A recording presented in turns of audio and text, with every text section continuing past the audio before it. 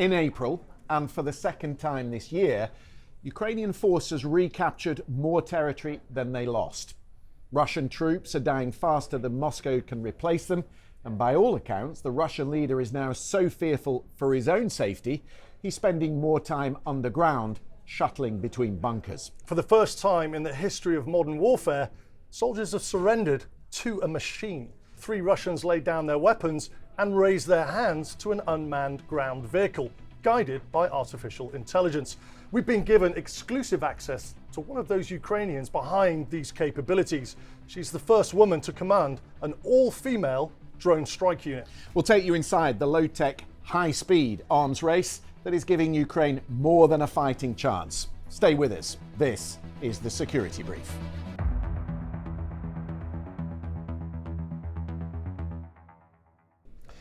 Mikey, Russia's Victory Day parade on the 9th of May, in the midst of a 3-day ceasefire, looked notably different. There was no military hardware, there were no tanks, there were no ballistic missiles. It felt edgy. Something had shifted. Something has shifted, you're absolutely right. And I think a big part of that is a huge shift in morale. Now, you know, having been on operational deployments, morale's quite a hard thing to quantify, but regular conversations with the armed forces of Ukraine would suggest that morale is increasing with the AFU, and quite frankly, from the reports that we've seen, through the floor with Russian forces. You've just got to look at the losses that Russia has suffered in this war since 2022. We're talking 100,000 military vehicles, 12,000 tanks, 4,700 ballistic missiles. They're going backwards, is what my assessment is. And at the heart of that assessment is territory. Now, there are quantified fears that President Zelensky can conduct a kinetic strike now on Moscow and beyond, and that's due to Ukraine's organic, what's called deep strike capability, which puts not just Moscow, but thousands of kilometers beyond that, and the Russian leadership, it puts them right in the crosshairs. So what does that look like then at the front line? Let's take a look at some maps. This is going to surprise you. This here is a map showing Russian gains at the end of March 2022. So we're talking about just over a month inside the invasion. The source here is the Institute for the Study of War and Critical Threats. Now, on this map, you can see the red, that indicates Russian forces. The striped areas are where they're advancing. Russia invaded Ukraine on February the 24th. So again, about a month in, and we're talking a majority of control in these areas, not total control. Now, at the bottom, we can see Crimea. That was taken by Russia in 2014, as we know. But then as we move up, I want to look at these key oblasts, or regions as we call it, moving up from Crimea in the south. So just above Crimea, you have Kherson. Then as you go to the right, you've got Zaporizhia, Donetsk, and then right at the easternmost point, you've got Luhansk. And as we move north of that, coming back west again, you've got the regions of Kharkiv, Sumy, and Chernihiv. So that's a significant amount of dominance in just over 1 month of aggression, with Ukrainian forces desperately on the back foot, although managing to protect Kyiv from the Russian assault in the first 3 days. So how does that change to the picture we have today? Right, let's take a look at another map, and the honest answer to that is if you're Wow. Putin, yeah, not well at all. The orange represents claimed Ukrainian counterattacks. Russian forces are spread thin in the north. So now it's almost a reversal in the north. This is 4 years on, or over 4 years on. And Putin has been forced to consolidate on the 4 main contested areas that we see today in the southern area. So Kherson, Zaporizhia, Donetsk, and Luhansk. The human sacrifice has been brutal in this war, but it's also been punishing for Ukraine. Let's take a look at the numbers. And they're quite horrendous, actually. The casualties at the top, what that includes are not just casualties, but prisoners of war and people that have been killed. So you're looking at 1.2 million on the Russian side and 50% of that on the Ukrainian side. Now, if you look at the soldiers killed, which is included in that casualties figure, that 1.2 million, that 600,000, Russia have lost an estimated 325,000. and Ukraine 140,000. But it's getting worse for Russia. From November 2025 to January 2026, so 2 months, deaths and casualty total nearly 100,000 in 2 months alone. That's for Russia. And to the end of March, so the first 3 months of 2026 alone, the Russian army, according to President Zelensky, has lost 89,000 troops killed or seriously wounded. So that number, 189,000, Russia has lost in 5 months. How does Russian recruitment keep up with that level of losses? I think the simple answer is it can't and it doesn't. According to Zelensky, Moscow's target for the entirety of 2026 in terms of recruitment is 409,000 troops, nearly 500,000. That's a significant amount. Ukrainian intelligence, however, says that in the first quarter of 2026, Russia managed to only recruit just over 20% of that figure, so around 80,000 people.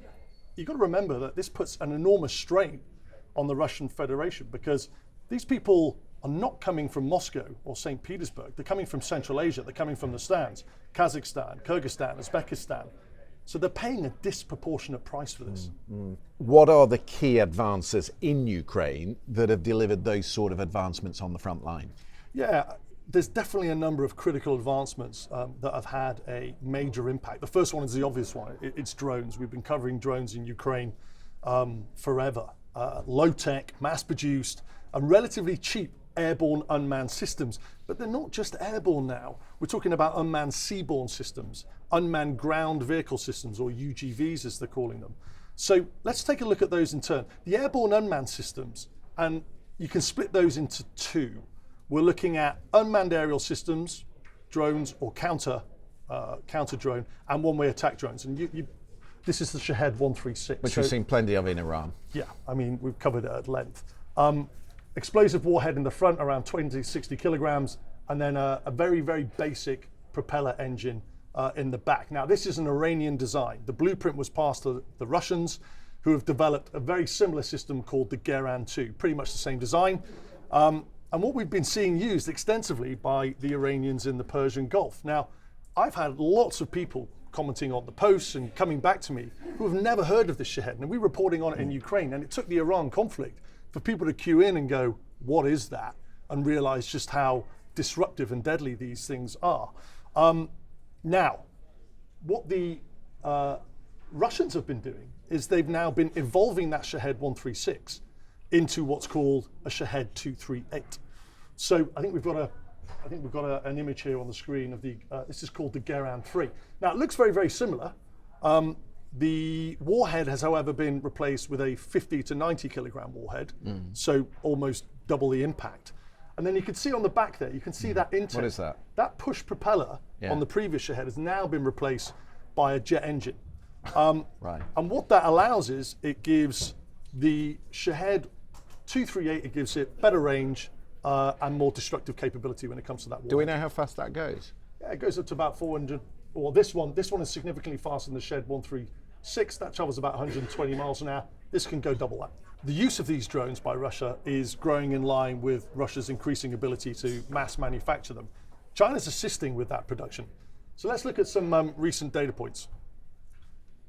So in April this year alone, 6,583 drones were launched towards Ukraine, and a massive, here's the figure, 89% were shot down, 5,861. It is extraordinary.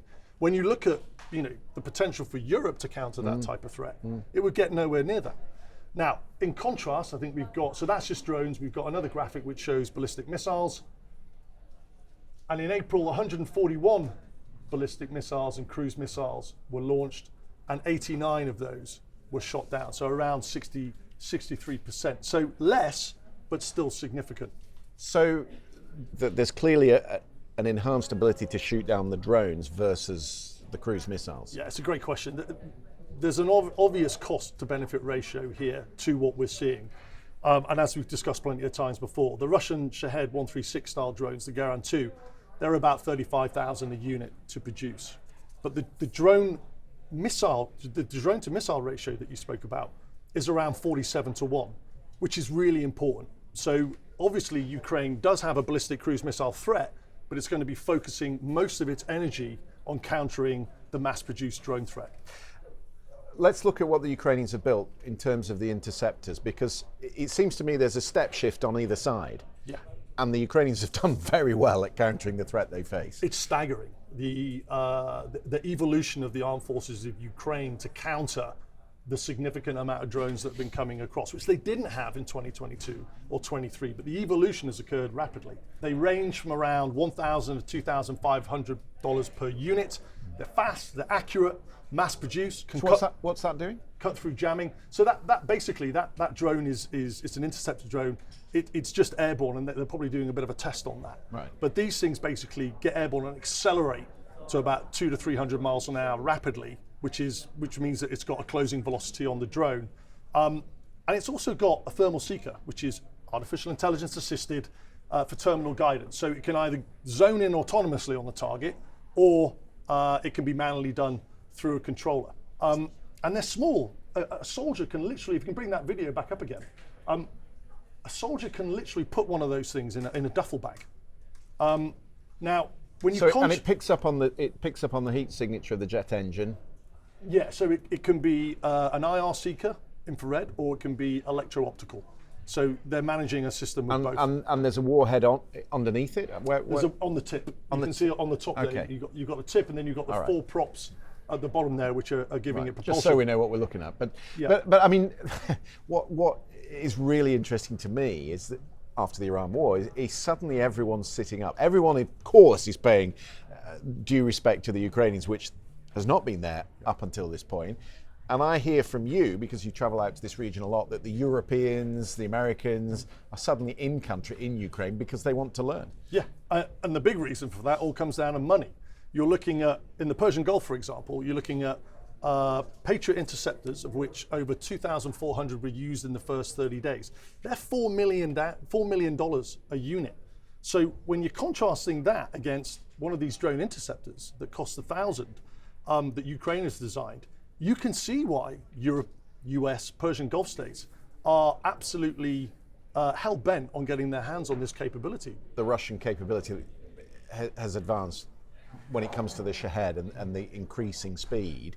Are we seeing an increasing speed on the other side from the Ukrainian drones they're manufacturing? Yeah, so let's take a look at the threat first. Russia are now making what's called the Garan 5, which analysts say is based on the Iranian Karar drone, which I think we've got a picture up here, which looks like that. It's an evolution of the Garan 3. It's got, as you say, a very powerful jet engine. So that's faster again? Yeah, so it goes up to nearly 400 miles. Which speaks to that step-by-step advancement that I'm talking about. Yeah, so potentially that Garan 5 can currently outrun the present inventory of interceptors that Ukraine has. So Ukraine is now having to evolve their own interceptors by increasing the speed to deal with that Garan 3. Over what time period are we talking? We're talking months. So speaking to analysts, specific analysts on this technology advancement, the technology is outdated every 6 weeks. Which 6 weeks, which blew my mind. If you think about the time it takes to procure a major asset like a Typhoon aircraft or a warship, you're talking 15 to 20 years.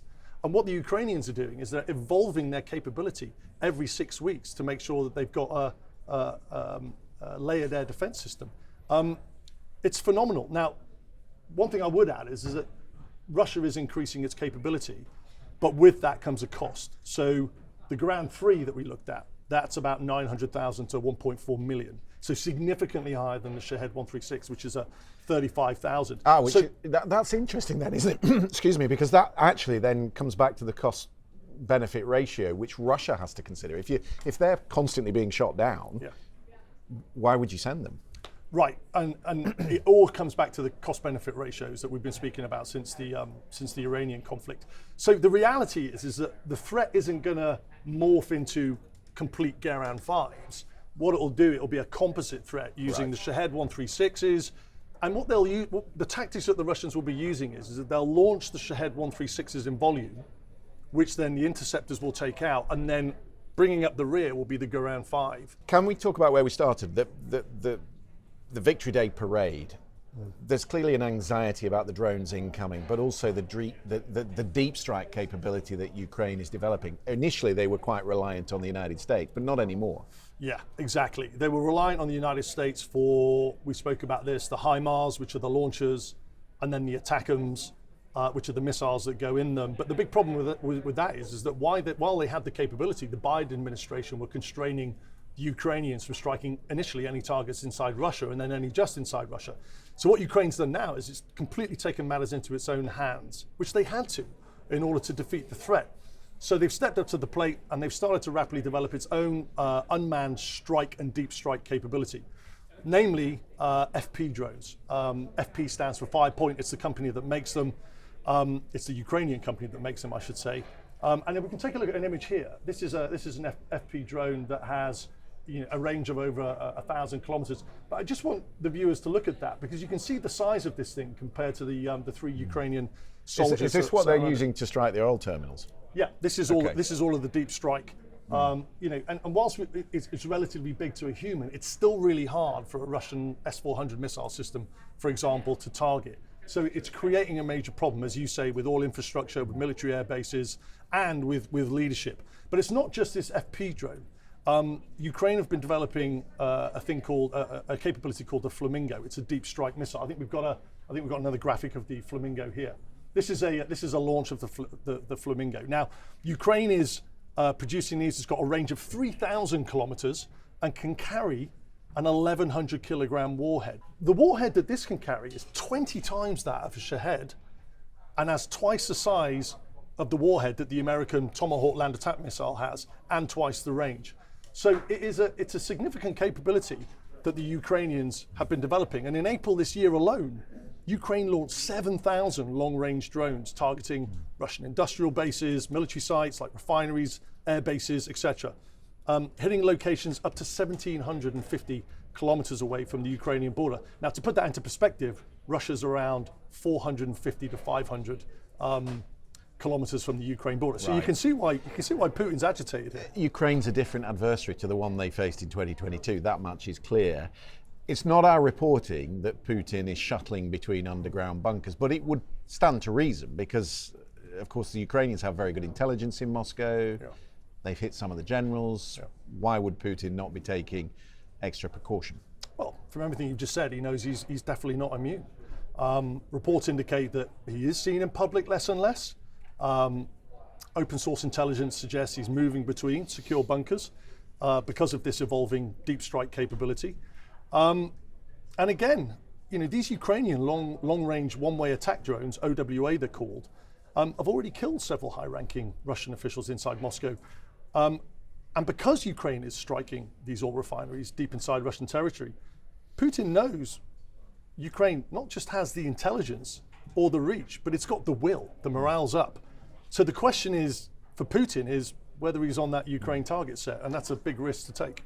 You've made some really interesting contacts on your visits to Ukraine, and one of them that you've been speaking to this week is called Daria, call sign Hilka. She's the commander of an all-female Special Forces drone strike unit in Ukraine. Extraordinary. Yeah, formerly a sniper, now a drone operator. What is she saying about that capability? So, and the viewers are going to find the interview fascinating. Daria is the epitome of how the Ukrainian people are responding to Russia's aggression, how they're stepping up to the plate. She used to be a sniper, as you say, in the Ukrainian forces, but she decided to switch her focus to drones as the war continued to shift to the skies from a technological perspective.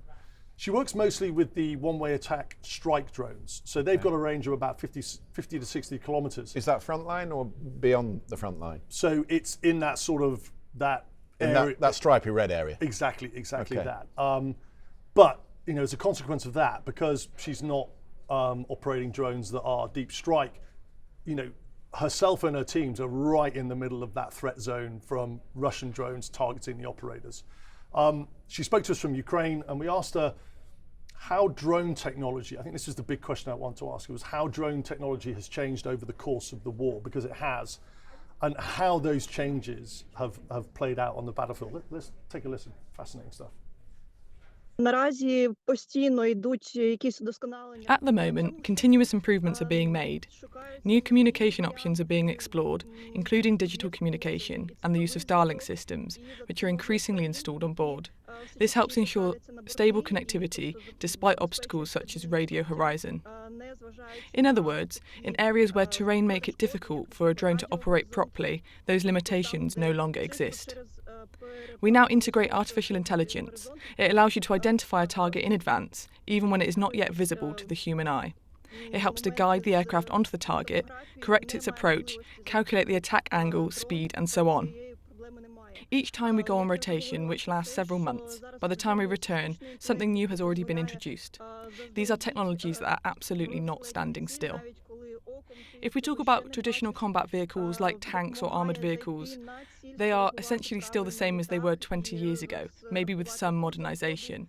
But drones are changing literally every week. It is very interesting to observe. It is also interesting to work with these systems. Drones have essentially changed warfare as we know it. We are now fighting a war of the future, and somewhat surprisingly, it is much closer to the Oscar-winning film Mad Max than to any traditional war movies we are used to. I constantly emphasise that every service member today must know how to operate a drone, just as they must know how to use firearms or follow the March protocol, that is, tactical medicine. This is very important because drones are the future. They are, first of all, cheap, and second, highly effective. Tank battles no longer really exist, and you almost never see armoured vehicles at the line of contact anymore, because they simply don't make it there. Everything is being destroyed by drones. A war like this has never existed before. In fact, this can also be seen during NATO exercises, where Ukrainian service members and drone operators participate, demonstrating results that NATO are not even prepared for. You know, a remarkable human that's doing remarkable things. Yeah, and that, as you say, that all community responds to what they're facing. She talks about the aerial drones, but from time to time here on the channel we focused on what they do out at sea, and the sea drone technology it's truly remarkable. Yeah, and again, you know, I think operating in the sea environment, you could argue, is much harsher than operating in the air, just because you've got the corrosive components of the salt water.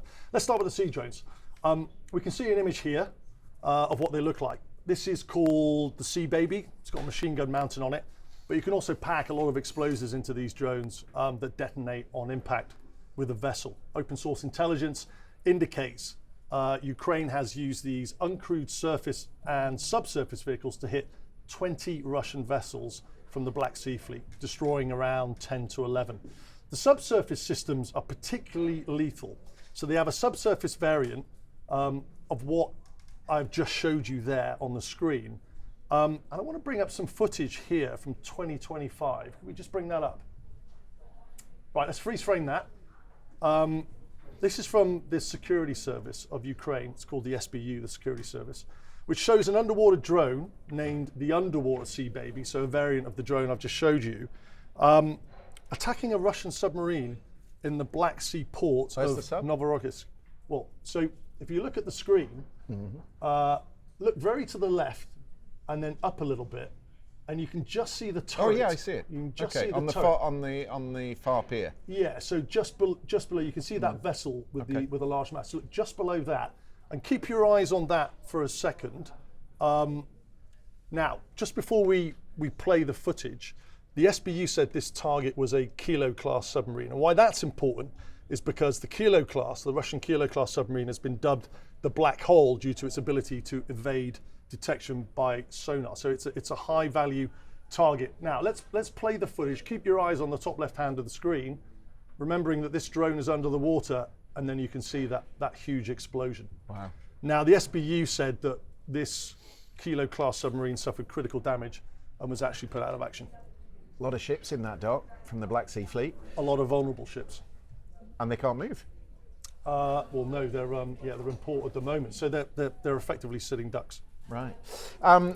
Let's come back to where we began, right at the top of the programme. The first ever recorded footage of soldiers surrendering to an uncrewed system, an unmanned system. Yeah, I mean, that's a significant statement that you've just said there. And I think people who follow the news will have seen this, but people that don't, you're going to find this fascinating.